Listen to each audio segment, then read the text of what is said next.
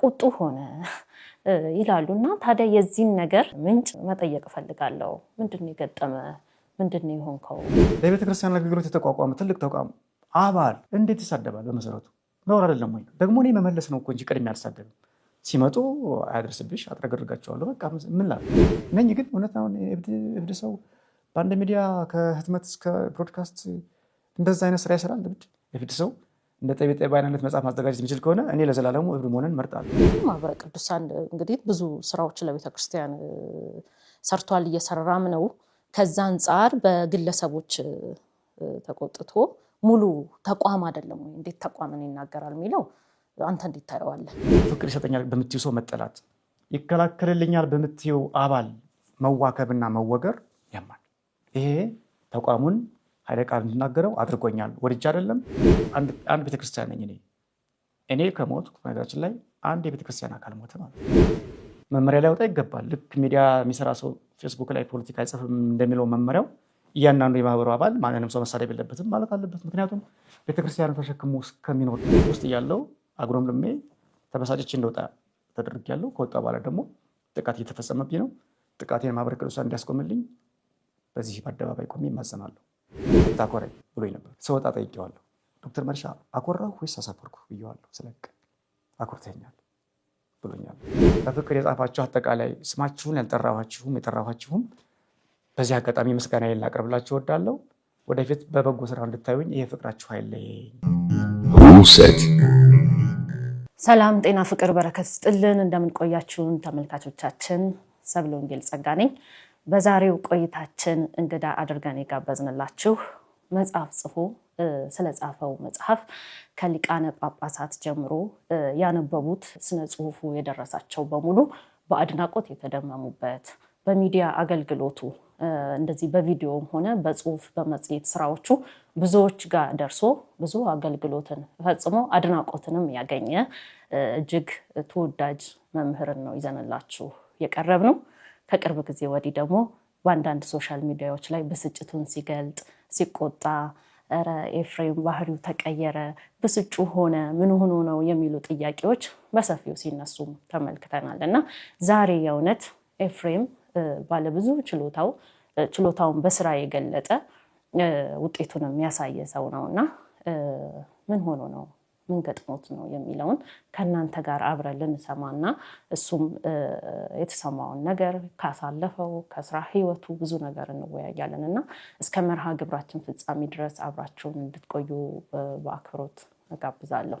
ዲያቆን መምህር ኤፍሬም የኔ ሰው የአባ ኃይሌ ልጅ ባባይሬ እንኳን ደህና መጣ። እንኳን በሰላም ቆየሽ። መምህር የሚለው ይቆየኝ፣ ዲያቆን ኤፍሬም የሚለው በቂ ነው። ኤፍሬም ብትይ ደግሞ ይበልጥ ያምራል። ጠቢበ ጠቢባን መጽሐፍህ በደንብ የምትታወቀው በሱ ነው። እንደገና በሚዲያም በጣም ብዙ ሰው ያውቅሃል። ግን ደግሞ ማያውቅህም ሰው ሊኖር ስለሚችል ዛሬ ገና ለመጀመሪያ ጊዜ በዚህ መርሃ ግብርም የሚመለከቱህ ሊኖሩ ይችላሉና የሚያውቁህም በደንብ እንዲያስታውሱክ፣ ማያውቁህም ደግሞ የተወሰነ ፍንጭ ስለምናወራው ነገር እንዲኖራቸው አንዳንድ ነገሮችን ወደኋላ ቀደም ብለን ብንመለከት ደስ ይለኛልና የካህን ቤተሰብ ልጅ ነህ። በቤተክርስቲያን ትምህርት ቅኔም ዜማም ተምረካል። እንደዚሁም ዩኒቨርሲቲ ገብተህ ባህር ዳር ዩኒቨርሲቲም ተመርቀሃል። በሁለቱም መንገድ የተጓዝክ ሰው ነህና እስቲ ያኛውን የቤተክርስቲያን ትምህርትህን ንገረን። እንዴት ነበረ? በቅኔ ቤት እንዴት ነበር? በዜማ ቤት የነበረ ህይወት? በመሰረቱ ተምሬያለሁ ብሎ ለሰው ለመናገር የሚያስችል እውቀት የለኝም። ግን እግዚአብሔር ፈቅዶልኝ በአያቴ እጅ በማደጌ ለቤተክርስቲያን ቅርብ እንደሆን እድሉን አገኘሁና አያቴ ከታች ውዳሴ ማርያምን ምኑን ያለማመደኝ አድጌ በኋላ እዛው ከተማ ላይ ርዕሰ ደብረ ብርሃን ተረፈ የሚባሉ አሁን በርግና ቤት ውለዋል። እሳቸው ላይ ዜማ መማርበት እድል አገኘሁ። ከዛ በጣም የትምህርት ፍቅር ስለነበረኝ ማለት እንዳደማቃቸው ልጆች ቅኔ ቤት ሄዱ ሲባል ሰምቼ እኔም መሄድ እፈልጋለሁ ብዬ ጾመ ድጓ ጀምሬ ነበረ። ጾመ ድጓን አቋርጬ ወደ ቅኔ ቤት ሄድኩኝ። ከዛ በጣም ደስ የሚል ቆይታ ማለት ህፃኑ ስለነበርኩ ሁሉም ሰው እየወደደሽ ሁሉም ሰው የመጨረሻ ልጅ ነኝ። ነገራችን ላይ በቅኔ ቤት በየትኛውም ሁኔታ ልጅ ነኝ በጣም። ቅኔ ቤት ላይ የነበረኝ ቆይታ በተለይ የቤተክርስቲያንን ጥበብ እንዳስስ ይበልጥ የመማር ፍላጎቴ እንዲጨምር ያደረገኝ አጋጣሚ ነበረ። በደንብ ሳልጠግብም ስለወጣሁ ያንጣጣል እንደ ውሃ ጥም የአብነት ትምህርት። እሱ እንዳልፍ እድሉን አግኝቻለሁ። እርግጥ ተምሬያለሁ ባልልም ቆጥሬያለሁ። ግን ከአካባቢ ወጥቼም ጭምር ለመጀመሪያ ጊዜ በልጅነቴ ካደኩበት ከተማ የወጣሁት ቅኔ ቤት ስሄድ ነው። ሌላው ንባቡንና ዜማውን እዛው ከተማ ላይ ትማሪያለሽ፣ መምህራን ብዙ ስላሉ። ቅኔ ቤት ስሄድ ግን መጀመሪያ ማንኩሳ ሚካኤል የሚባል ሀገር አለ፣ በፍቅር እስከ መቃብር ድርሰት የምናውቀው። እዛ ነው ለመጀመሪያ ጊዜ ሄድኩት። ከዛ አቋርጬ ያው ልጆች ስለሆንን ይህን ታገል የሚባሉ መምህር አሉ እዚህ ቦታ ሲባል አቋርጭና ትሄጃለች። ከዛ ወደ ኢየሱስ የሚባል ሀገር አለ በደንበጫ አቅራቢያ የሚገኝ ምዕራብ ጎጃም። እዛ አንድ መርጌታ ተከሰ የሚባሉ መምህር ነበሩ፣ አርፈዋል ብለውናል፣ እሳቸው በሰላም ትረፍ። እዛ ጥቂት ቆየንና እንደገና ደግሞ ሉማሜ የሚባል ሀገር አንድ መምህር አሉ ሲባል ሰማን። ከዛ ከወደ ኢየሱስ በእኛ ዘመን በጣም ሩቁ በልጅነታችን ሩቅ ቦታ ሄድ ነው ምስራቅ ጎጃም ሉማሜ ከተማ ላይ መምህር መክብብ ደስ የሚባሉ መምህር ነበሩ። በተለየ ፍቅር ይብኝ የነበሩ እንዳባት እጅን እየጎተቱ ቤተ መርፋቅ ይዘውኝ ይገቡ የነበሩ አቅሜን አይተው ሕፃንነቴን አይተው እሳቸው በቅርብ ነው ያረፉት። ነፍሳቸው በሰላም ትረፍልን። እንደ ቁጭትም ነገር የምፈልገው ታመው መርዳት ሲገባኝ ሳረዳቸው ነው ያረፉት። አልመቻችልኝ ብሎ ሁኔታዎቹ ማሳከም ነበረብኝ። እንዳባት ነግረውኝ ነበረ፣ እያመመኝ ጤና ይነስቶኛል እንዲያው ይሉኝ ነበርና አልቻልኩም። በሰዓቱ አልደረስኩላቸውም። እንግዲህ እግዚአብሔር ልብን ስለሚያውቁ ነው እንጂ ብችል ባለውለታዬ ናቸው። ከዛ ወጥተን ተመልሰን እንደገና ወደ አደኩበት ተመልሼ ጋተጎን መድኃኒዓለም የሚባል እዛው ፍኖተ ሰላም አቅራቢያ እኔ ካለሁበት ከተማ አቅራቢያ እዛ እንደዚህ እንግዲህ ሊቃውንቱ ይህን ሲሰሙ ይገምታሉ። እግረ ተማሪ የሚባል አለ በአብነት ትምህርት ቤት አነጋገር። በየጉባኤ ቤቱ የዞረ ብዙ ያልተማረ ማለት ነው። እንደዛ ብለው መቁጠር ይችላሉ። ብቻ ግን ቁጥር ያለው ከአንዱ ሳልሞላ ወደ አንዱ መሄዴ እግረ ተማሪ ሊያስብለኝ ይችላል። ብቁ ነኝ አይደለም ግን ቆጥር ያለው እነዚህ ጉባኤ ቤቶችን ሳይ ግን ዝም ብዬ መቼም አድሬ ተነስቼ አይደለም የመጣሁት። የሰማሁትን ሰምቻለሁ፣ የገባኝ ገብቶኛል፣ ያልገባኝ ግን ብዙ ነገር አለ። እንዲህ ያለፈ ከዛ በኋላ ቤተሰብ ጠይቃ በሄድኩበት የዲቁና ማስታወቂያ ወጥቶ በዛው ተወዳድሬ በዛው አልፌ ከቅኔ ቤት ተመልሼ የፈለገ ሰላም ቅዱስ ጊዮርጊስ ያደኩበት ደብር ዲያቆን ሆኜ በልጅነቴ ስቀጠር 15 ዓመት አልሞላኝም በዲቁና ስቀጠር። በዛው ቀጠሉ። ከዛ በኋላ ግብረ ዲቁናውንና የቅዳሴውን የሚጠበቅብኝን መቀጠሬን ቀጠልኩ። አልፎ አልፎም ቅኔ ቤት 03 ቀበሌ አንድ መምህር ነበሩ፣ መርጌታ ላይ ኩምብራውን የሚባሉ የጎዳና ቅኔ መምህር። ቅኔያቸው ለእኛ አቅም አይመጥንም። ጎዳና ቅኔ የሚባለው ቅኔ በጣም ከባድ ቅኔ ነው። ከቅኔዎች ሁሉ ውስጥ ነው፣ ለጀማሪ አይሆንም። ግን እንደምንም ብለን ተቋቁሞ ነው እሱም እየነገርን ነበረ። በኋላ ግን ዘመናዊ ትምህርቱ ላይ አካደልኩ። አሁን ቅኔ እየነገርሽ ቅዳሴ እየቀጸልሽ እንደገና ዘመናዊ ትምህርት ደግሞ እየተማርሽ በዛ ላይ ቅዳሴ አገልግሎት ሲሆን ትንሽ አቅም ስለሚያንስ በኋላ ወደ ዘመናዊ ትምህርት አጋደልኩ። ዘመናዊ ትምህርት ላይ ደግሞ እግዚአብሔር ረድቶኝ ጎበዝ ተማሪ ሆንኩ። በተለይ እስከ 8 የደረጃ ተማሪ ነበርኩ። በኋላ እንግሊዝኛ ሲሆን ነው ትንሽ እየደከምኩ የመጣሁት እንጂ ጥሩ ሞክር ነበር። ከዛ በፊት ከሆላንደኛ መውጣበትም ዘመን ነበረ። እኔ ካደኩበት ከተማ መላከ ጥበብ ሰሜን አበበ የሚባሉ የቅኔ መምህር በጣም ወዳጅ ናቸው። ከልጅነት ጀምሮ በርታ እያሉ ባገኙኝ አጋጣሚ ማስታወሻ እየገዙ እስክሪብቶ እየሰጡ የሚያልፉ መምህር ናቸው። ቤተክርስቲያን ሲያገኙ እና ስንክሳር እና ቅኔ ተመራኝ እያሉ ያበረታቱኝ አባቴ ናቸው። በሆነ አጋጣሚ ካገኙኝ እንድማር አርምሮ እንዳሰፋ እድል ይጋብዙኝ ነበርና አሁን ብዙ ሊቃውንት አሉ በዜማ የበሰሉ። ያን ያክል ጥንቁቅ የዜማ ባለሙያ አይደለሁም። በድምጫ ያስኩት ይበልጣል ቁጭ ቤት ከቀጸልኩት ይልቅ። ቅኔ እኔ ነው ተማራ የሚሉኝ ስንት ሊቃውንት ባለበት ቤተክርስቲያን ማለት ነው። እና ምን ያህል እኔ ፍቅር እንዳላቸው ነው የሚያሳየው እንጂ በእጭ አይደለም ከሰው። ስንክሳር ታምኛለሽ? እንግዲህ ይህን የሚሰማ ሰው ይመሰክራል። በልጅነት የሚያውቀኝ ሰው እኔ ካሉ ሌላ ሰው አያነብም። መላከ ጥበብ ሰሜን ካሉ እና እኔ ካለን በእሳቸው ፊት እኔ ስንክሳር ማነብ ገብረ ሕማማት ሳነብ ደስ ነው የሚላቸው። ኤፍሬም ጥሩልኝ ነው የሚሉት። ይሄ ለእኔ ትልቅ በረከት ነው። በዛ ደረጃ የሰጡኝ ክብር ይበልጥ ትምህርቱን እንደወደው ቃል እግዚአብሔርን እንዲናፍቀኝ ባገኘሁት አጋጣሚ ሁሉ ለመማር እንድነሳሳ አድርጎኛል። ባለውለታዬ ናቸው። እዚህ ለመድረሴ የሆነ አሻራ አላቸው። ነጮች ፈረስተች የሚሉት አለ። የሆነ የመጀመሪያ የነካሽ ሰው ወደ መክሊትሽ የገፋሽ ሰው የለም። በድንገት አግኝቶሽ መላከ ጥበብ ሰሜን አበበ መክሊቴን ቀድሞ አውቀውታል። እንዲህ ብሎ በኋላ በዲቁናው ገጽ ከፈው እግዚአብሔር ረድቶኝ ዩኒቨርሲቲ ለመግባት የሚያስችል ነጥብ አመጣው። ባህር ዳር ዩኒቨርሲቲ ደረሱ። ከባህር ዳር ዩኒቨርሲቲ በምን ነበር የተመረቀው? በአፕላይድ ሲቪክስ እና ኤቲካል ስተዲስ የሚባል ፊልድን ያጠናሁት። ጋዜጠኝነት ጋር በተዘዋዋሪ መንገድ እንጂ በቀጥታ አይገናኝም። እንዲሁም ወደ ፖለቲካል ሳይንስ ነው የሚቀርበው ትምህርቱ። ፖለቲካል ፊሎሶፊ ላይም ብዙ ትኩረት ያደርጋል አንዳንዱ ኮርስ እና ይሄ እነዚህ ሪጅናል ኢንቴግሬሽን፣ ኮኦፕሬሽን፣ ፐብሊክ አድሚኒስትሬሽን የሚባሉ አስተዳደር ነክ ጉዳዮች ላይ ከህገ መንግስት ጋር ኮንስቲቱሽን ነክ ጉዳዮች አይተሽ ከሆነ አንዳንድ የፖለቲካ ነክ ጉዳዮች ላይ በጣም የሚጨክነው ያቺ ኮርስ ትዝ ለምትለኝ ነው። የሆነ የሰዎችን የፖለቲካ ሀሳብ ለመረዳት የምታስችል ትንሽዬ ትንሽ ነው፣ እውቀት የለኝም። ትንሽዬ ከዚያ ስላለኝ ነው። እና በድፍረት ነው የምጽፈው ፖለቲካ ላይ በነገሮች ላይ ኃላፊነት ወስጄ ነው የምጽፈው። የትምህርቱ ተጽዕኖ ይመስለኛል፣ ወይም ደግሞ የመጠየቅ ፍላጎት ስላለኝ ወይም የመናገር ፍላጎት ስላለኝ ሊሆን ይችላል። ብቻ እደፍራለሁ ሀሳቦችን እና ከዛ በኋላ ደግሞ ወደ አዲስ አበባ መጥቼ ጋዜጠኛ ሆኜ ራሴን አገኘሁት። መጨረሻ እንደጠቀሹ ጸሐፊ ሆኜ ያልጠበቅኳቸውን ምሁራን የሚያደንቁትን መጽሐፍ ለማዘጋጀት በቃው። ቅድስት ሥላሴም ዲግሪ ነገር ሞካከርኩ በቴዎሎጂ ማለት ቴዎሎጂ። ዓለማዊ ትምህርት ላይ ግን ይሄ አብነት ትምህርቱ ጭንቅላትን ይከፍታል ይባላል ብዙ ጊዜ። ከዛ የሚመጡ ሰዎች ዘመናዊው ትምህርት አይከብዳቸውም፣ በዘመናዊው ትምህርት ውጤታማ ይሆናሉ ይባላል። ያንተም እንደዛ ይመስለኛል። ይሄ በቅኔ ቤቱ በአብነት ትምህርት ቤቱ ማለፍህ በዘመናዊ ትምህርት ላይ ደግሞ በደንብ እንድትሰለጥን አድርጓል ማለት ይቻላል። ይህ ምንም ጥርጥር የሌለው። እንደውም በዛ አጋጣሚ እናንሳው፣ የቤተክርስቲያን ትምህርት አንዱ ትልቁ በረከቱ ይሄ ነው። አንዳንዶች ባሉታዊ መንገድ እየተረጎሙት ከአበሾና ከሆሳዕና ጋር ያያይዙብሻል። በፍጹም አይደለም። አንዳንዱ ሰው ከስንት አንድ በቃ ትምህርት እንዲገባኝ ብሎ መቼ ሲሆነ ቅጠላ ቅጠል የሚበጥስ ሰው ይኖራል። ፍጹም የለም ብለን አንክድም፣ ግን እሱም ህገወጥ ነው። መሰረታዊ ምክንያቱ ግን የአብነት ትምህርት ቤተሰቦች ጎበዝ የሚሆኑበት ምክንያት ቃል እግዚአብሔር ነው። ምክንያቱም በንባብ ታሽቶ ነው የሚያደርገው። ዜማ ይጮሃል። ከቁጥር ከፊደል አልፎ ንባብ ችሎ ነው የሚገባው ትምህርት ቤት። ከንባብ አልፎ ደግሞ ቅኔ ቤት የቆየ እኔን አይደለም ልሽ ሌላ ሰው ቅኔ ቤት የቆየ ሰው ከገባ ይሄ ምን ያቆመዋል?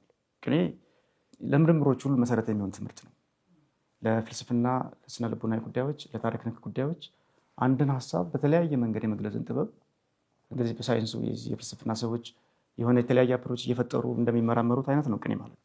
አንድን ሀሳብ በተረቀቀ ቃል ለዛም በተመጠነ የዜማ ልክ በተመጠነ ግጥም አስበሽዋል። እንደዚህ መራቀቅ የሚችል እኮ የስነ ጽሁፍ ዘርፍ በዓለም ያለ አይመስለኝም ከግዕዝ ቅኔ በቀር። ቅኔ አለ፣ ሌላ ቋንቋ አለ። የግዕዝ ቅኔ ግን ዩኒክ ሊባል የሚችል ነው። ምክንያቱም ግጥም ብቻ አይደለም፣ ግጥሙ ምጣኔ ያለው። የሆነች ፊደል ከጎደለች አልተማርክም ነው የሚባለው። ሰውዬው ዜማ ሰበርክ ይባላል። ሰዋሰው ሙያ ካልተነቀቀ ይናቃል። ይሄ ንባብ ብቻ ነው የሚችለው፣ ይሄ የመልክ ቅኔ ነው እንጂ የቅኔ ባለሙያ ቅኔ አይደለም የሚባለው። ግጥም ብቻ አይደለም ቅኔ። እና ሊቃውንቱ በተለይ ቅኔ የሚያውቅ ሰው ሲሰማል፣ አሁን እኛ በጀማሪ ደረጃ ቅኔ ስናደርግ የተማረ ሰው በጣም ቅኔ አዋቂ ሰው እና የኔ ቢጤ ሰው ሲሰማን እኩል አይደለም ይመዝነን። አይ እዚህ ቦታ ያስገባው አንቀጽ፣ እዚህ ቦታ ተሳቢውን አበላሽቷል፣ እዚህ ቦታ ባለቤቱን አዛብቷል፣ እዚህ ቦታ ማይሆን አገባብ ተጠቅሟል፣ ይህን ምን ሊያደርገው ነው እያለ ነው የሚያዳምጥሽ። የሰሚሽን ቡና እያገናዘብሽ ነው አንቺም ቅኔ የምትቆጥሪው የምትዘርፊውም። ስለዚህ ለሰሚው ተጠንቅቀሽ ለምስጢሩም ተራቀሽ ዜማ ልኩን ግጥሙን ጠብቀሽ የምታቀርቢው ትምህርት ነው ቅኔና ይሄ በጣም ይስላል። ከዚህ የወጣ ሰው ምንም አያቆመው። ቁጥር እንዳያስቸግረው እንዳትይ ቁጥር ያውቃል። አቡሻር የማወቅ እድል አለው። ከቁጥርም አልፎ ፊዚክስ ነክ ቀመሮችን ለመረዳት የአቡሻር ትምህርት በተለይ አቡሻር ደግሞ የተማረ ሰው ከሆነ ሂሳብ ላይ ማንም አያቆመው። እና አጠቃላይ በአብነት ትምህርት ቤት ያለፈ ሰው ጎበዝ የሚሆኑበት መሰረታዊ ምክንያት ትምህርቱ ይስላል፣ ያመራምራል፣ ብሩህ ነው የሚያደርገው አይምሮሽ።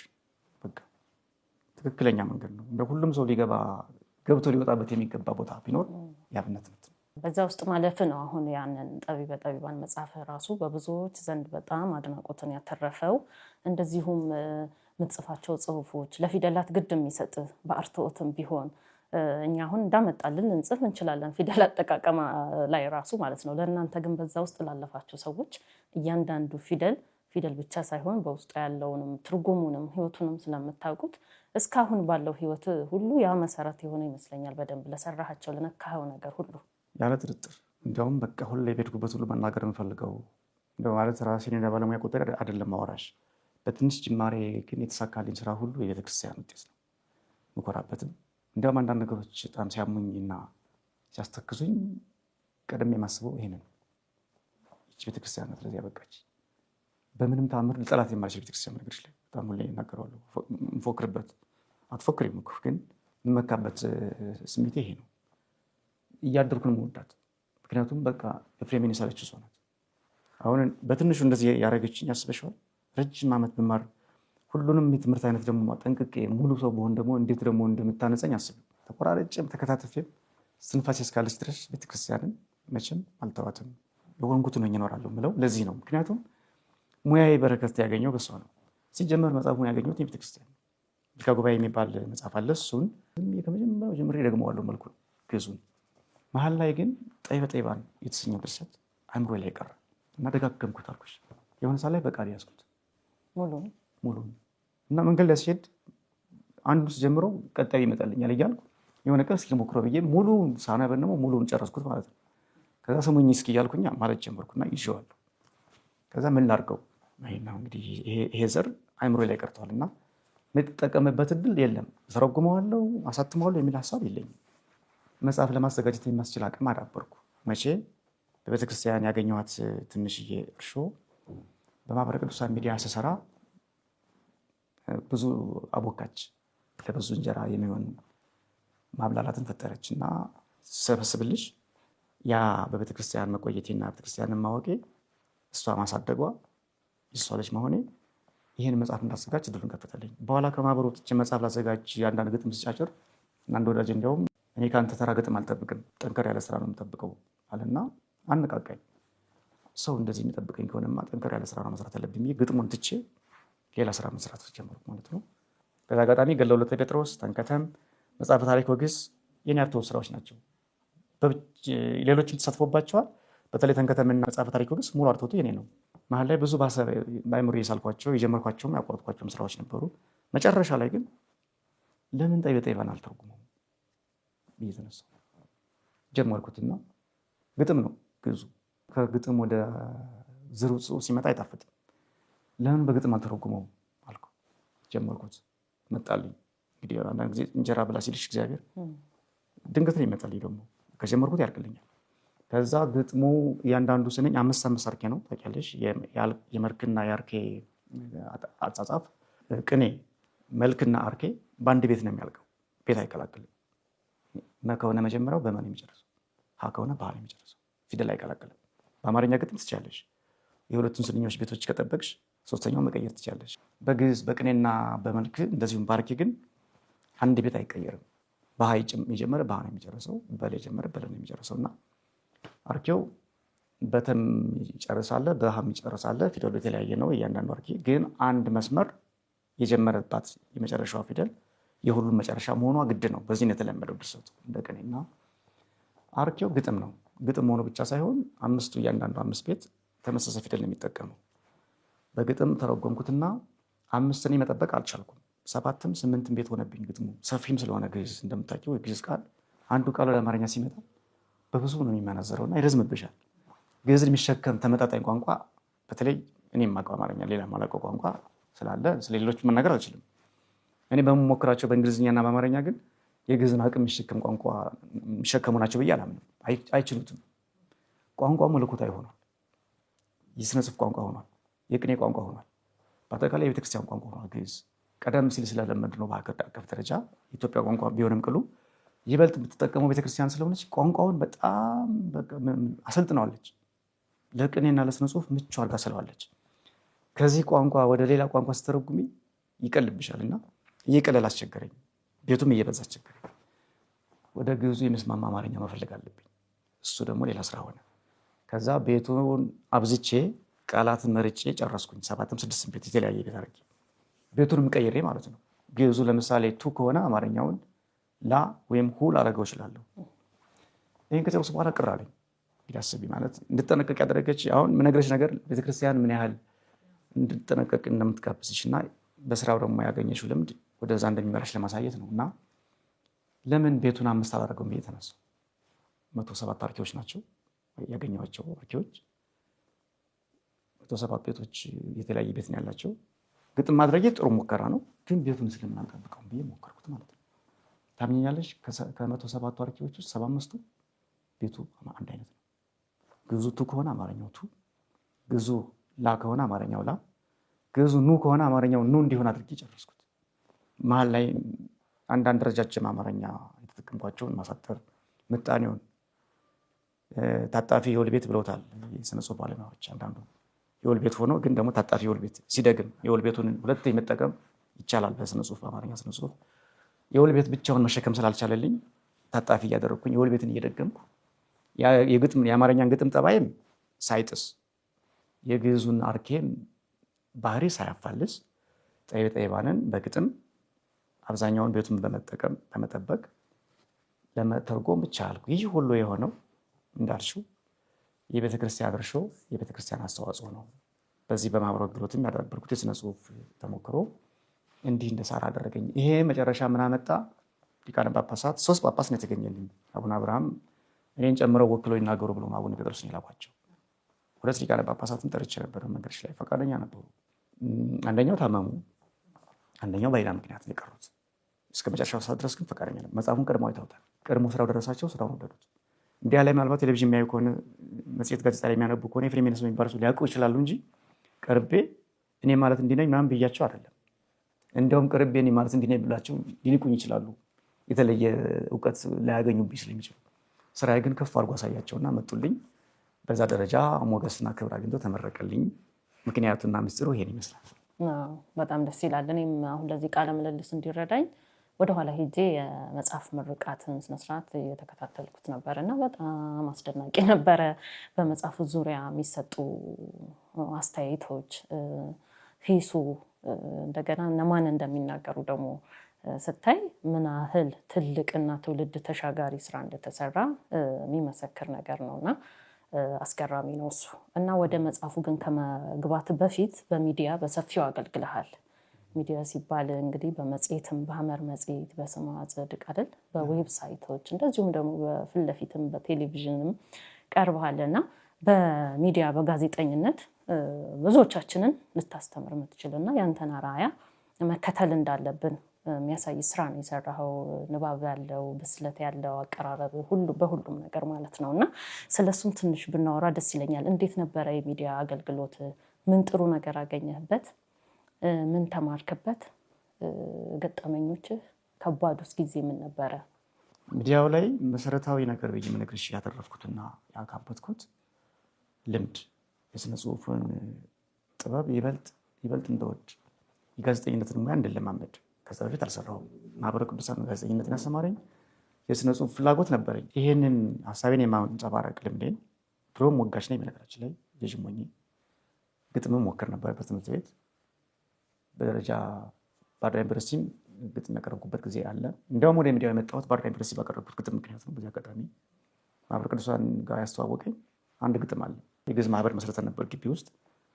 ግዕዝም እናስተምር ነበር። በዚህ አጋጣሚ ሄዳ የዩኒቨርሲቲ አስተዳደር ፈቅዶልን አመቻችቶልን እሱ ክፍል መድቦልን፣ አሁን እንዲያውም በዩኒቨርሲቲው በዲፓርትመንት ደረጃ ግዕዝ ቋንቋ እየተሰጠ ነው ባህር ዳር ዩኒቨርሲቲ። ያኔ ግን በግል በተማሪዎች ፍላጎት ብቻ በሰርተፊኬት ነበረ የጀመርነው። በኋላ ዩኒቨርሲቲው ጉዳይ ያደረገው ተገቢም ነው፣ ጥሩ እርምጃም ነው እና ያኔ ፓናል ዲስከሽን አዘጋጅተን ይህ እንደዚህ የምክክር ጉባኤ አዘጋጅተን የስነ ጽሁፍ ነክ ጉዳይ ከመቀሌ ዩኒቨርሲቲ፣ ከአዲስ አበባ ዩኒቨርሲቲ ልዩ ልዩ ምሁራን ተጋብዘው ነበረ። አንደኛው ተጋባዥ ዶክተር መርሻ ነበረ። ግጥም የሆነ ሰዓት ላይ ጉባኤው እስኪሞቅ ሞቅ እስከሚልና ሰው ከምሳ እስኪመለስ ብዬ ከዛ በፊት ሌላ ጉዳይ ጫረጨረኩት ያረኩት የወጉት ያዩታል የሚል ግጥም ነበረ። ግዕዝን ከአረብኛ ከዕብራይስጥ ልዩ ልዩ ቋንቋዎች ጋር እያነጻጸርኩ ከአማርኛ ከሀገራችን ቋንቋዎች ጋር እያነጻጸርኩ እነዚህን ሁሉ አሸንፎ ከፍ ከፍ ብሎ መቃብሩን ገልብጦ ይነሳል፣ ምንም እንኳን ቢወጋ ሞቷል ቢባል ተዋርዷል ቢባልም ብዬ ከጌታችን ከመድኃኒታችን ከኢየሱስ ክርስቶስ የሞትና የትንሣኤ ታሪክ ጋር እያነጻጸርኩ እና የወንጌሉን ስብከት በግዕዝ እያነጻጸርኩኝ በጥሩ ሁኔታ ነጻፍኩት። በቃ በእኔ አቅም ነው ማውራሽ። የራሱ ሲያዩ ደግሞ ሊተችው ይችላል። እሱም ግጥም ዶክተር መርሻ ወደደው። በነጥብ ስመጣ ያኔም አንድ ልጅ አብሮ ሌላ ግጥም አቅርቧል። የሁለታችን ግጥሞች ማረኩት። የሚያቀረበው ግጥም ጥሩ ነበረ። ልጁ የግዕዝን ጽንሰ ሀሳብ የሚያስረዳ ነው እና እኔ እንደውም ጉባኤ ሞቅ እስከሚድረስ ለአንብ ብዬ ነው ያነበብኩት። በኋላ ሊቃውንቱ ጭብጨባ በጭብጨባ ሆነ አልኩሽ፣ ደስ ብሏቸው።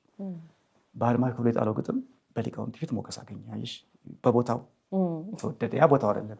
እዛ እንደዚህ ንጽጽር ምክክር ማለት አንዱን ማጣል አንዱ ማንሳት ላይፈልጉ ይችላሉ። ምናልባት ከሌላ ከብሔር ቤተሰብ አንጻር ምናምን አዩት፣ ያው ይፈራሉ እነሱ፣ አልፈርድባቸውም። እና እዚህ ግን ቦታው ነበረ። ጉባኤው የግዕዝ ጉባኤ ነው።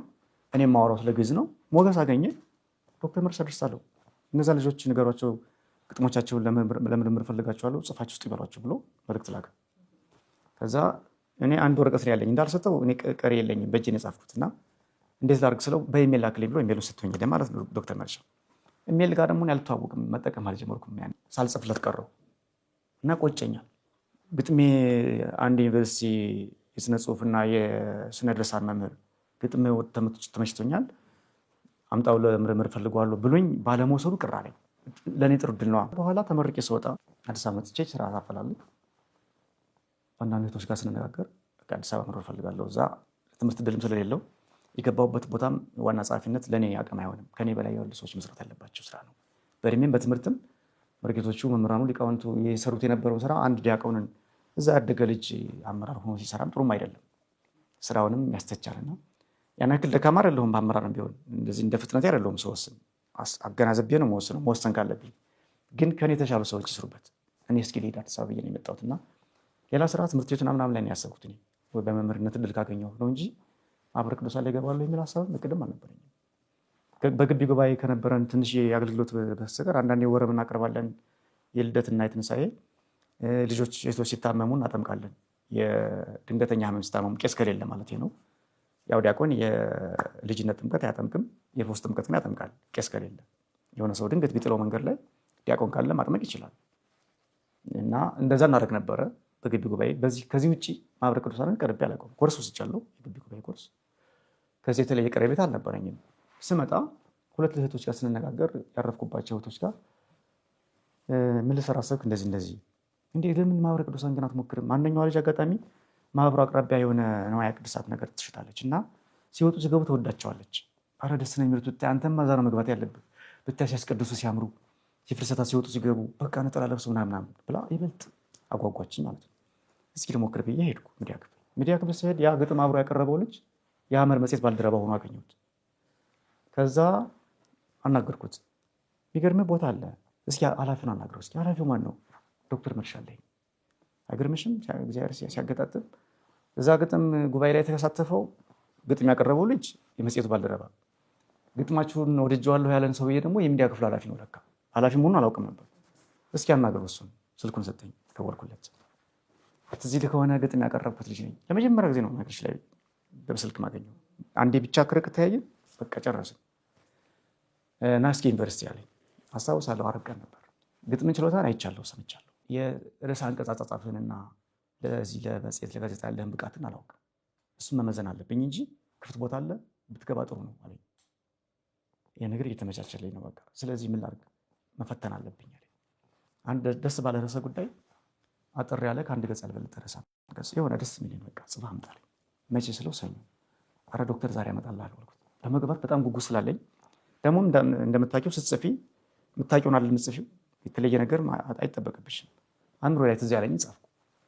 መጽሐፍ ቅዱስ ነበር እጄ ላይ። መጽሐፍ ቅዱስ ያጣቀስኩት መጻጉዕ የሚል ርዕሰ አንቀጽ ጻፍኩና መጻጉዕን ከኛ ከምዕመናን ሕይወት ጋር ከዓለም ከኢትዮጵያ ጋር አነጻጽሬ ዛሬም ሀገራችን ተነሽ የሚላት ሐኪም ትፈልጋለች፣ እግዚአብሔር ተነሽ ይበላት አይነት ነገር አድርጌ ዛሬ በብዙ ኃጢአት ተሳመናል። እኛ ከ30 ከ20 በላይ ዓመት በላይ ተኝተናል፣ ታመን አልጋን ተሸክመ ሂድ የሚለን ክርስቶስ ያስፈልገናል፣ ወደሱ እንቅረብ የሚል ለካ ጥሩ ነው ጽሁፍ። አሁን ድጋሚ ሳስታውስ የራሴ ደስ እያለኝ ነው የማወራሽ። አነበበ። ይጠራሃል አለኝ። ማክሰኞ የሰዋብ ስራ አመራር የደወለልኝ። ለካ ያችን ጽሁፍ አይቶ ለማህበረ ቅዱሳን የሰዋብ ስራ አመራር ዲያቆን ኤፍሬም ሰው የሚባለው ልጅ እኔ ስለመዘንኩትና ለዚህ ቦታ ስለሚመጥን ይቀጠርልኝ ብሎ ደብዳቤ ጽፏል። ማክሰኞ ቃለ መጠይቅ ያደረጉልኝ፣ ሐሙስ ጊዜያዊ ደብዳቤ ተሰጠኝ። ከ45 ቀን ሙከራ በኋላ ቋሚ ደብዳቤ ደረሰኝ። እንደውም ሲቀጥረኝ አስታውሳለሁ፣ ሲያስቀጥረኝ ዋ እንድታኮራኝ ብሎኝ ነበር። ስወጣ ጠይቄዋለሁ። ዶክተር መርሻ አኮራሁ ወይስ አሳፈርኩ ብዬዋለሁ። ስለቅ አኮርተኛል ብሎኛል። እሱ አለ በሕይወት አለ ቢጠይቅ ይናገራል። በዚህ ክብር ይሰማኛል። በሕይወት ዘመኔ በማህበረ ቅዱሳን ሚዲያ ስገባ የተሰማኝ ደስታ አይመስልሽ። መንፈሳዊ ተቋም ስለሆነ ይበልጥ ደግሞ ይሄ በግጥም ምናምን እወዳለሁ ግጥም መጻፍና እሱን በቃ አገኘ ቦታው እሱን የምጠቀምበት ዕድል አገኘው። በድፍረት ነበር የምጽፈው።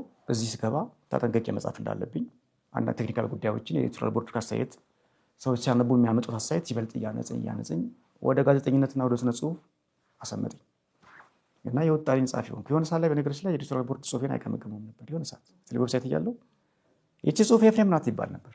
ስማይ ታውቂያለሽ፣ ኤዲቶሪያል ቦርድ ስታስገቢ ስም አይጠቀስም፣ ተጽዕኖ ያሳድራል። አንድ እንደውም ርዕሰ ደብር ብርሃኑ አካል የሚባሉ መምህር የኤፍሬምን ጽሁፍ አምጡልኝ ነው የሚሉት። በቃ ጊዜ ስለማይወስድባቸው በጣም ደስ እያላቸው ነበር የሚሆኑት። እና ይሄ ማውራሽ ጉብዝና ምናምን ነገር አይደለም። ይህ ሁሉ የቤተክርስቲያን ነው። እንደዚህ አይነት መሳል እንደዚህ አይነት ለጽሁፍ መሰጠትን እንዲያዳብር ያደረገኝ የማህበረ ቅዱሳን ሚዲያ ነው። ትልቁና ለነገርሽ የፈለግኩት መሰረታዊ ነገር የገባሁበትን አጋጣሚ አንስቼ ያራዘምኩብሽ እንጂ ይሄንን እድል እንድጽፍ ጽሁፌ እንዲያውም እንዲወደድ ያስቻለኝና ያገዘኝ የጻፍኩት ሁሉ እንዲባረክልኝ የሆነው በማህበረ ቅዱሳን ሚዲያ በመስራት ወደ ስነ ጽሁፉና ወደ ጋዜጠኝነቱ እንድመጣ ትልቁን በር የከፈተልኝ የማህበረ ቅዱሳን አገልግሎት ነው።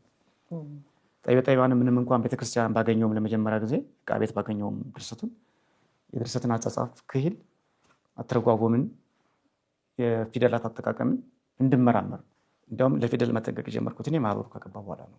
ከዛ በፊት እኔም እንደፈለግኩ ነበር ምጽፈው።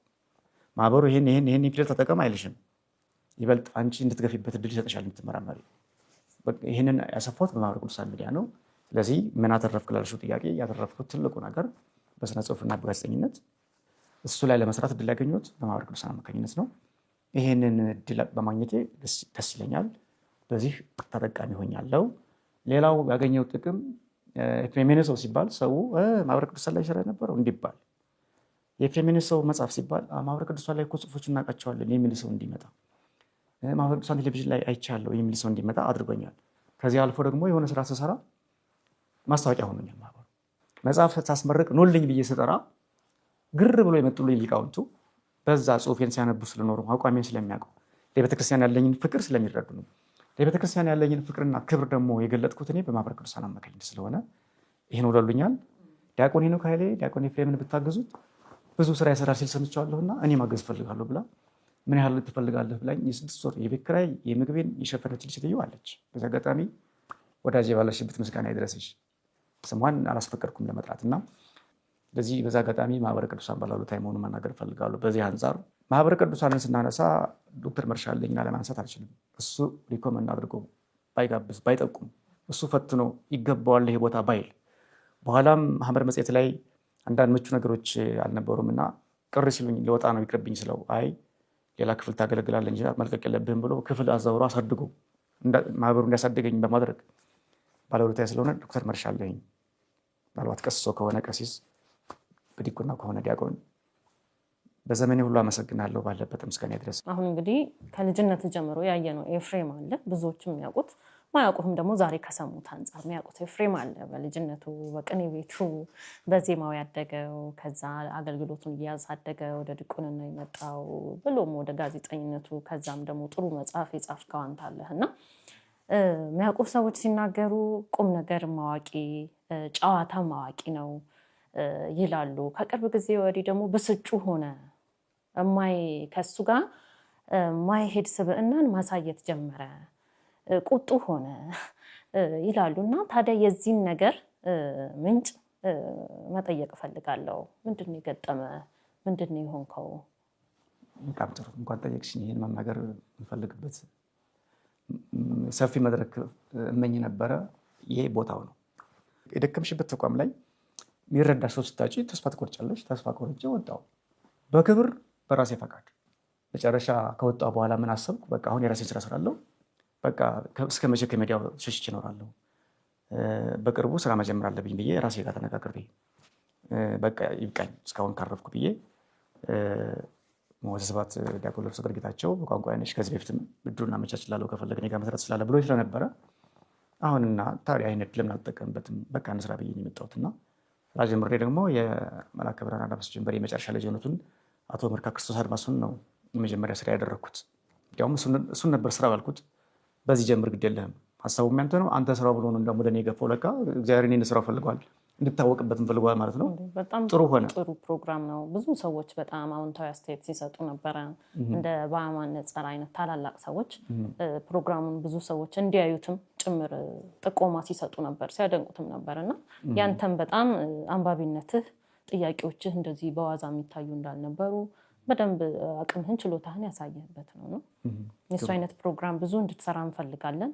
ምንጠብቅም ብዙ ሰዎች አለን እና ከዛ በፊት ግን ምንድን ነው ይሄ የተፈጠረውን ችግር በሚዲያ ስለሆነ እየገለጽክ ያለኸው አንተም በቲክቶክም ቢሆን በደንብ እንደው በቃ ቢወጣልህ ከዛ ወደ ስራህ እንድትመለስ ስለምንፈልግ ማለት ነው እና ምንድን ነው የገጠመህ የሚለውን እስቲ ነገር። ጥሩ ነው አጠያየቅሽ። ይህንን አሰፋሽልኝ። ወደሱ እየመጣሁ ነው። እንደዚህ አይነት ስራ ይዤ ስመጣ በቃ ስራዬንም ለማስተዋወቅ ይመቸኛል። አንዳንዴም በቲክቶክ የሚወራ ቀለል ያለ ነገር ዝም ብለሽ ጨዋታ አስመሰለሽም ሊሆን ይችላል። ወደ ሚዲያ የማይመጡ ዝም ብሎ አንዳንድ ነገሮች አሉ በቲክቶክ የምታወራቸው፣ እነሱን ለመናገር ያመቸኛል ብዬ ነው አካውንት የከፈትኩት እንጂ እኔ ከሚዲያ መራቅ ነበር ፍላጎቴ። ግን ቋንቋ አይነሽ ላይ ስራ ከጀመርኩ ቢያንስ ቋንቋ አይነሽ ላይ ስራ መጀመሪያ መናገር አለብኝ ብዬ በቲክቶክ መጣሁ። እግረ መንገዴን የመጽሐፍ ምረቃ ፕሮግራሞችና ቪዲዮዎችን የቆረጥኩ ጫንኩ። አንዳንድ ስሜቴን በግጥም ለመግለጥ ልክ ፌስቡክ ላይ በጽሁፍ ማቀረበውን ሀሳብ በንግግር እና እየታየው እስኪ ላንሳ እንትን ትቼ ማለት ነው። አሉታ አንዳንድ ነገሮች አሉ ሰው የሚያመጡ እኔን ለመናገር ፈልገው ነው ብለው የሚጣሉ ሰዎች አሉ። በኋላ ግን ባልጠበቁት መንገድ በማህበራዊ አገልግሎት የማውቃቸው ስራዬ ብለው መሳሪያ ጀመሩ። ይሄ ያበሳጫል። ምክንያቱም ሌላ ሰው ከማህበሩ ውጭ የሆነ ሰው ቢሰድበኝ ችግር የለውም፣ የተለመደ ነው።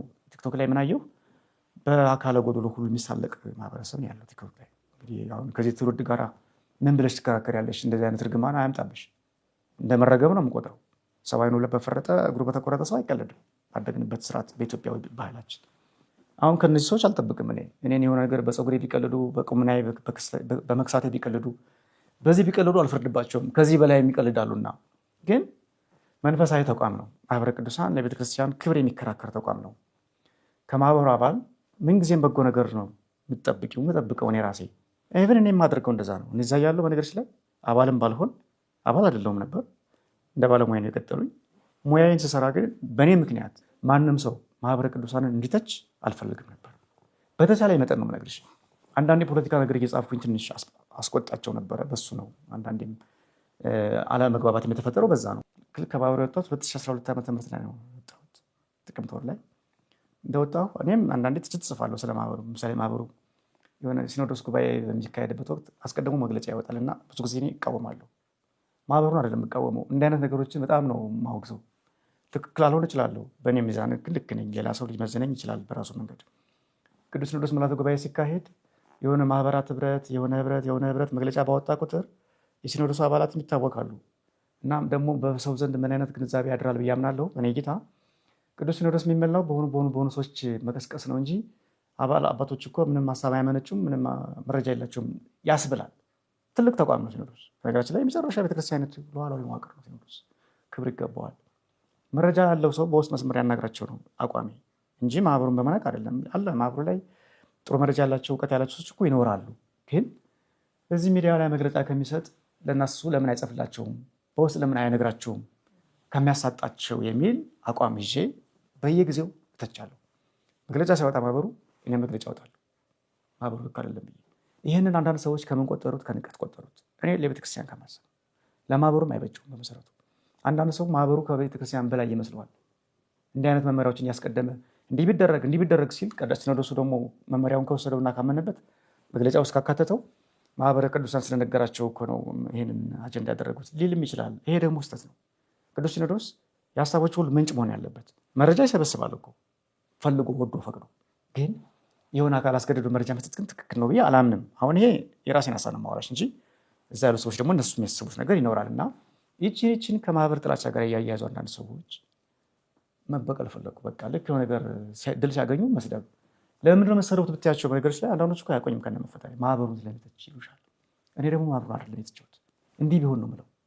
የሆነ ሆኖ እንደዛ ተማርሬ ወጥቼ ከወጣሁ በኋላ ከማህበሩ አባል ምንም አይነት አሉታዊ ነገር አልጠብቅም።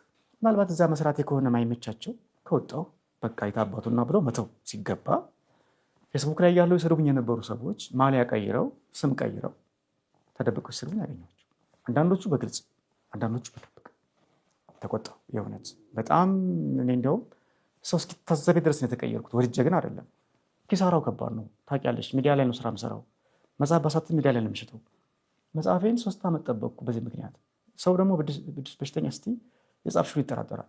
እና ደግሞ አንዳንድ ነገሮች እነዚህ መልሼ የመጽፋቸው መልሶች ኤፍሬም ይሄ ነው ማለት ነው ያስብላሉ። ስበሳጭ የምናገረውን ስለማልመርጥ። ስለዚህ ከማህበረሰቡ ጋር እንድጣላ ስሜታዊ ሆኜ ክፉ ቃል እንድናገር ያደረጉኝ እነዚህ ሰዎች ናቸው። ምክንያቱም መደበኛ እያለሁ ከነበረው በደል ጋር እያነጻጸርኩ እዛ ያለሁ እንደዚህ አሁን ደግሞ እንደዚህ እያልኩኝ እንድብሰለስል ያደረጉኝ አባላቱ ናቸው። ደግሞ እኔ መመለስ ነው እኮ እንጂ ቅድሜ አልሳደብም። ሲመጡ አያደርስብሽ አጥረግርጋቸዋለሁ። በቃ ምን ላድርግ? ማላውቀውን ሰው እሺ ተይው ልማዱ ነው ብዬ ልለፈው። ቲክቶክ ጠባዩ ነው ብዬ ልለፈው። እንዴት የማህበረ ቅዱሳን አባል ከአባልም ደግሞ የሚያገለግል አባል ለዚህ መብገንና መብሰልሰል ያበቃኝ በሽተኛ እብድ ምናምን ዲስኦርደር ሽጫ ድጋሚ ሞኝን አንዴ ስደበው ራሱን ሲሰደብ ይኖራል ይባላል። እንደዛ ነው ያደረጉኝ እና እዚህ ደረጃ ላይ የሚያደርስስ ምን በድያቸው ነው? በእውነት እኔ ከማገልገል ውጭ ያደግኩት በቅዳሴ ምንድነው ሰው ይህን ያህል እኔ ላይ ጦር የሚሰብቀው? የሚፈልጉት ጨርቄን ጥዬ አብጄ እንደሚሉት በቃ ራቆቴን ከተማ ላይ ሲሄድ ማየት ይፈልጋሉ ማለት ነው ያስብላል። ዓለም ይስማ። ለቤተክርስቲያን አገልግሎት የተቋቋመ ትልቅ ተቋም አባል እንዴት ይሳደባል? በመሰረቱ ነውር አይደለም ወይ? ከማህበሩ አባላት ይጠበቃል ኤፍሬምን እብድ ማለት። እነኚህ ግን እውነት አሁን እብድ ሰው በአንድ ሚዲያ ከህትመት እስከ ብሮድካስት እንደዛ አይነት ስራ ይሰራል? እብድ ከሆነ ለዘላለሙ ልበድ። በነገራችን ላይ እብድ ሰው እንደ ጠቢብ በአይነት መጽሐፍ ማዘጋጀት የሚችል ከሆነ እኔ ለዘላለሙ እብድ መሆንን መርጣለሁ። እብድ መሆን እንደዛ ከሆነ ያርግልኝ። ግን እኔ የማውቀው ጤነኛ ነው። ባበዛው ይቅርታ ይደረግልኝ። ለሰው ለማስረዳት ካለኝ ፍላጎት አንጻር ነው ብዙ ያወራሁት።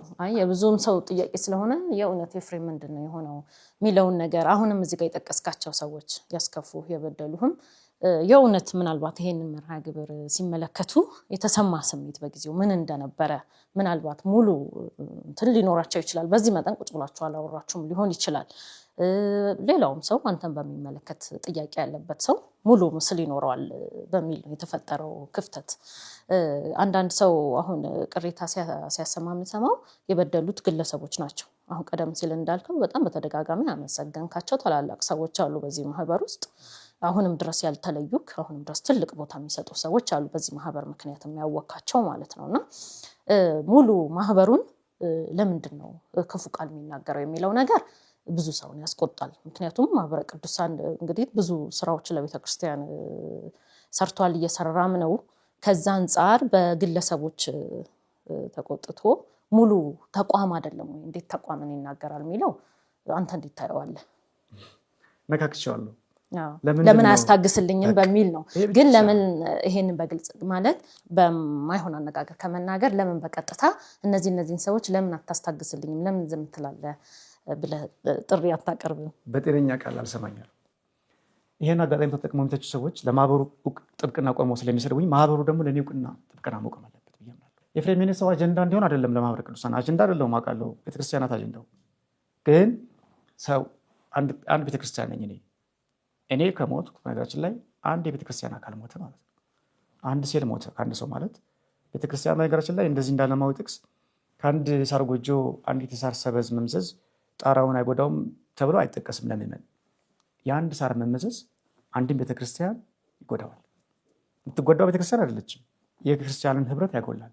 አንድ አባል ከቤተክርስቲያን አባልነት ወጥቶ ሌላ እምነት ውስጥ ሲገባ እንደ ተራ የሳር ምዝ አይደለም የሚቆጠረው፣ አንድ የክርስቶስ አካል ነው ወጥቶ መሄደው። እያንዳንዱ ምዕመን በቤተክርስቲያን መዋቅር ውስጥ ወይ የጣትን ወይ የእግርን ወይ የአፍንጫን ህዋስ ወክሎ ድርሻ አለው። ፀጉርም መነቀል የለበትም ያለ ጊዜው ክብካቤ ያስፈልገዋል ለፀጉር እንኳን ስለሰው እና እንደዚህ ብለን መናቅም የለብንም አንድን ግለሰብ እና እኔን ምን እሱ አይባልም። በነገራችን ላይ አንዳንዶቹ እንደዛ ብለውኛል። አንተ ማን ስለሆንክ? ኤፍሬም ነኝ። በእናንተ ዘንድ ብቀል በክርስቶስ ዘንድ ዋጋ አለኝ። ለእኔም ጭምር እኮ ነው ክርስቶስ የሞተው። ሰዎቹ አሁን ሞቱልኝ ብላቸው አይሞቱልኝ እርግጠኛ ነኝ፣ በደፋ ነው የሚሉኝ። እሱ ግን አይንቀኝም። ስለዚህ ክርስቶስ ያልናቀውን ነፍስ እኔ ስልሽ እያንዳንዱ ምዕመን በክርስቶስ ፊት ያለውን ቦታ ለመናገር ነው። ክርስቶስ የማይንቀውን ስጋ የሆነ ቡድን የሆነ ትልቅ መዋቅር ስላለው ዓለም አቀፍ ህብረት ስላለው ብቻ መናቅ አይችልም። እንደውም እኮ እኔ የዛ አካል ነኝ። በነበረኝ ጊዜ እኮ ከልቤ ሰርቼበታለሁ በቤቱ ዓላማው በጎ ስለሆነ ማለት ነው። ይሄንን መስክሮ አሳርፎ ረፉ ማለት ነው እንጂ ቸለል ማለት አንተ ስለተቸው ማይብሮ ባይፈርስም አንተ ምንም አታመጣም መባል የለብኝም ያለኝ ሰው አለ፣ ጽሕፈት ቤት ውስጥ ይሰራ የነበረ ሰው እና እንደዚህ እያሉ ሲነካኩኝ፣ ስለዚህ ስድባችሁ መዋቅራዊ ነው ማለት ነው ብዬ እንዳስብ አደረገኝ። መዋቅራዊ እርምጃ እንዲወሰድ ደግሞ መዋቅሩን መንካት አለብን። አንዳንድ ሰው ራሱ ካልተመታ አያመው ቀልዳለ። እንደውም ረጅም ሰው ከታች አንድ ሴትዮ ትቆነጥጠውና ደንግጦ ዝቅልና እግሩን ከእጇ ይጎትታልና እንዴ ጋሽዬ እዚህ ድረስ ይሰማዎታል እንዴ?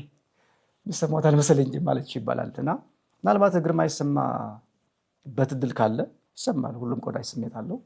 እስኪ ከራሱ ልጀምር ብዬ በቃ መጨረሻ ነው። ምክንያቱም ከታች ክፍል ኃላፊዎች ጋር ብቻለሁ፣ ክትል ጻፊዎች አለው፣ ባልደረቦች ጋር አወራለሁ። አንዳንዶቹ ጋር በነገርሽ ላይ ሀሳቡ ሁሉ እልክላቸዋለሁ። የሚገርምሽ ቴሌቪዥን ፕሮግራም እንደዚህ ብላችሁ ብትሰሩ እያልኩ እኮ ጽፋለሁ በፍቅር ለተቋሙ እንደዚህ የሚጨነቅን ሰው ከሀሳብና ከወሬ አልፎ ደግሞ በተግባር የደከመን ሰው የሆነ አባል የሆነ ጥግ ይዞ ለምን ይሰድበዋል? ይሄ ያማል። ፍቅር ይሰጠኛል በምትይው ሰው መጠላት፣ ይከላከልልኛል በምትይው አባል መዋከብና መወገር ያማል። ይሄ ተቋሙን ኃይለ ቃል እንድናገረው አድርጎኛል። ወድጄ አይደለም፣ ይነጋገሩበት። በአንድ ቤተሰብ ውስጥ ያሉ ሰዎች 2-3 ልጆች የሆነ ጎረቤት ላይ ድንጋይ የወረወሩ ካስቸገሩ ሰውየው መጥቶ ልጆችን ተቆጣ ነው የሚለው። ልጆቹ መቆጣት አለበት ሰውየው እና ማህበሩ ይሄንን ውርጅብኝ ከግምት ውስጥ አስገብቶ ልጆቼ አሰደባችሁኝ ብሎ እንደወላጅ ልጆችን ይገስጽልኝ። ሁሉን አይችሉም፣ ብዙ ሺህ አባል ነው ያለው። ግን ቢያንስ ስሙን የጠቀስኩትን ሰው ቢያንስ ደውሎ መምከር አለባቸው። ለምንድን ነው እንደዚህ እየተከተኩኝ እያለቀስኩኝ ኖረው ማትታገሰው እንዴ? እስከ መቼ ልታገሰው እንዴ? ሌላ ሰው ስለመኝ እሺ፣ እንዴት ማህበረ ቅዱሳን አባል የደከምኩበት ቤት ሸልሙኝ አላልኩ፣ እውቅና ስጡኝ አላልኩ፣ ወርቅ አንጥፉልኝ አላልኩ። አትስደቡኝ በቃ አለቃ ወጥቼ አይደለም። ቦታውን ከፈለጉት ይግቡና ይስሩበት። ምንድን ነው የሚፈልጉት እኔ ጋር? እና ውስጥ እያለው አጉረምርሜ ተበሳጭቼ እንደወጣ ተደርጌያለሁ። ከወጣ በኋላ ደግሞ ጥቃት እየተፈጸመብኝ ነው። ጥቃቴን ማህበረ ቅዱሳን እንዲያስቆምልኝ በዚህ በአደባባይ ቆሜ እማጸናለሁ። እኔ ራሴን ብቻ ወክዬ ደግሞ ምናልባት ብልጥትና ማን ስለሆንክ ነው ለራስ የምሰጠው ዋጋ ምናምን እንዳልባል ማንም ሰው መሰደብ የለበት። እንኳንስ ያገለገለ ሰው የሌላ ቤተ እምነት አባል ራሱ አንተ በሽተኛ መባል ነውር ነው። በነገራችን ላይ አይባልም።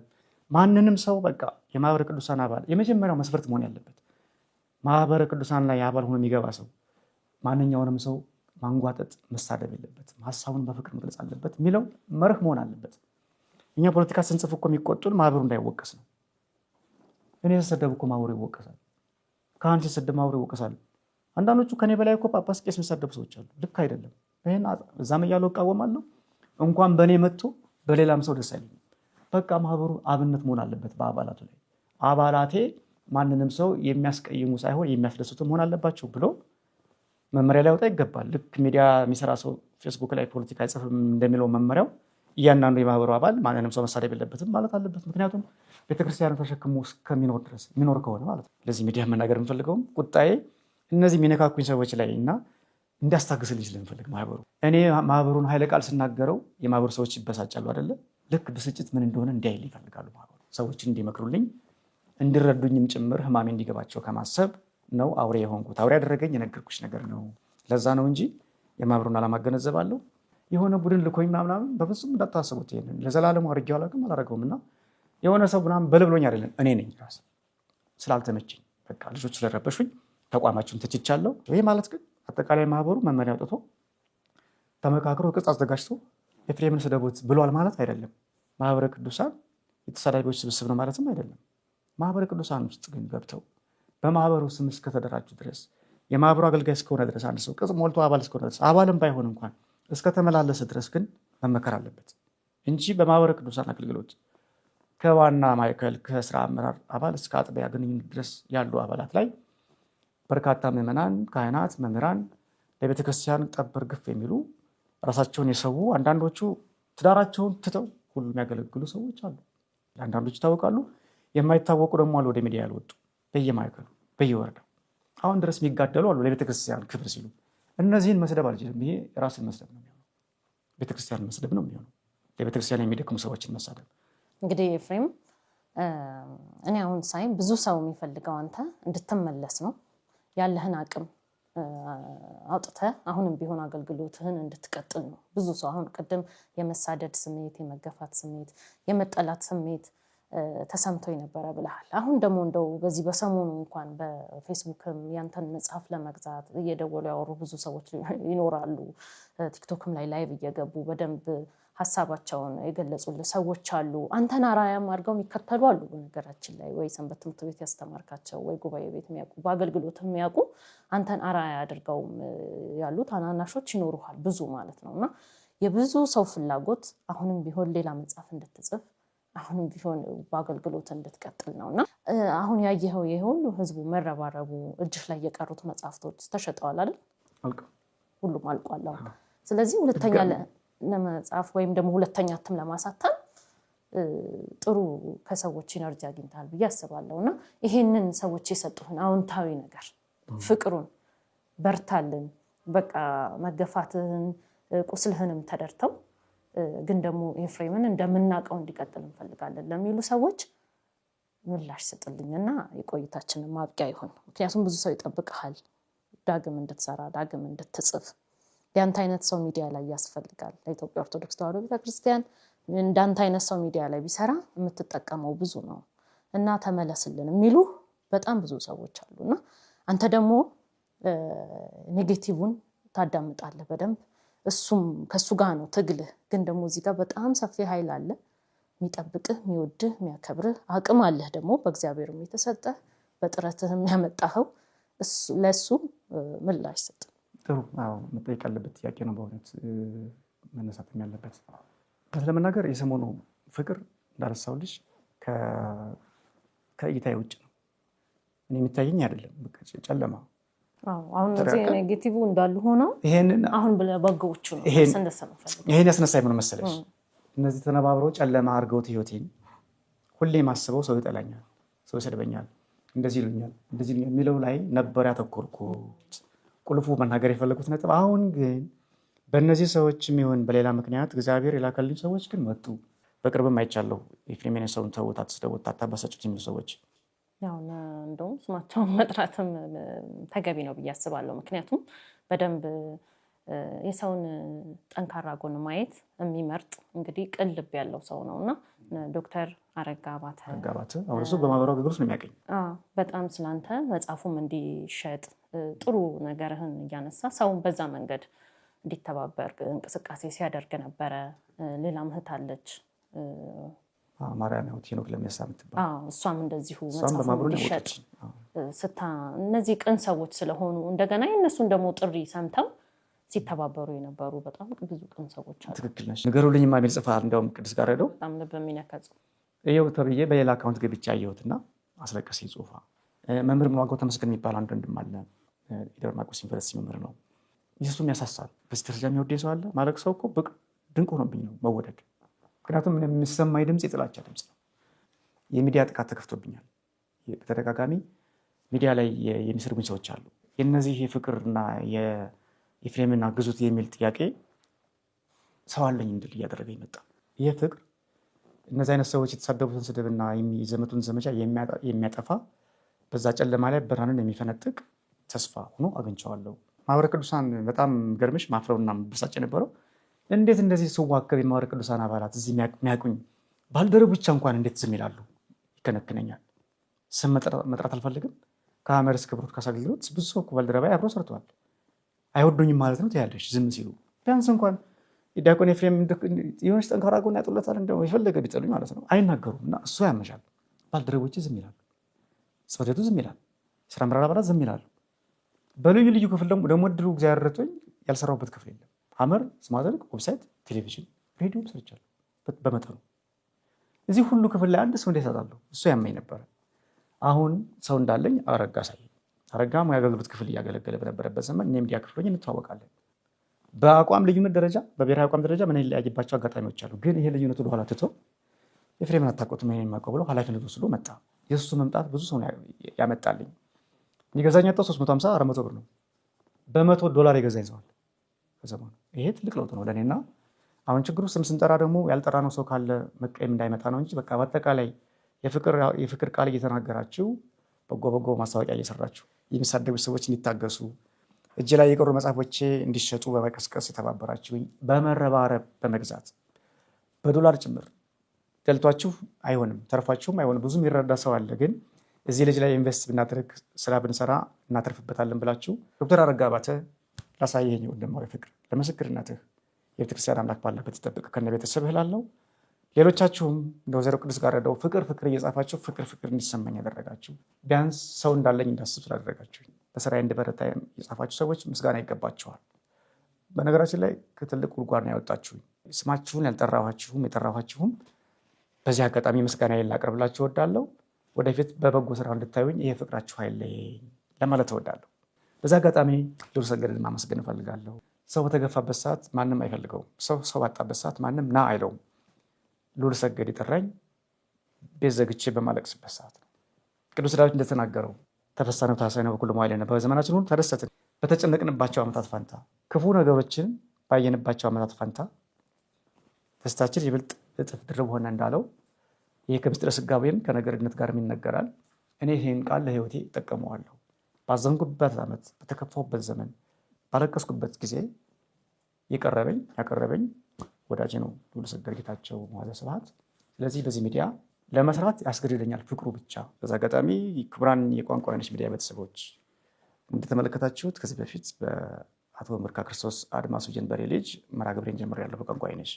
ያ የመጀመሪያ ስራዬ ነው። እንደዛ አይነት እሱን የመሰሉ ወይም ደግሞ በሌላ ርዕሰ ጉዳይ የምሰራቸው ብዙ ስራዎች አሉ ያቀድኳቸው።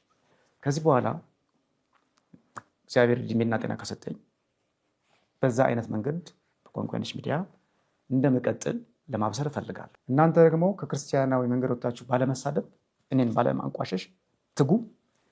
ፍቅር ከሰጣችሁኝ ያለኝ ለመስጠት ዝግጁ ነኝ ለማለት ነው። እኔም በግሌ በቃ ብርትት ብለህ መልካሙን ነገር አይተህ እግዚአብሔር የሰጠህን መክሊት ብዙ አድርገህ አብዝተህ ለትውልድ የሚሻገር ብዙ ስራ እንደምትሰራ እምነት አለን። እሱንም አሳይተከናል፣ ጽፈህም ሰርተህም አሳይተከናል እና በስራ የሚያስመሰከርክ ስለሆን ከአንተ ብዙ ይጠበቃልና ወደሱ እንድታደላ በጣም እመኛለሁ። እግዚአብሔር እንዲረዳ በሱ በኩል።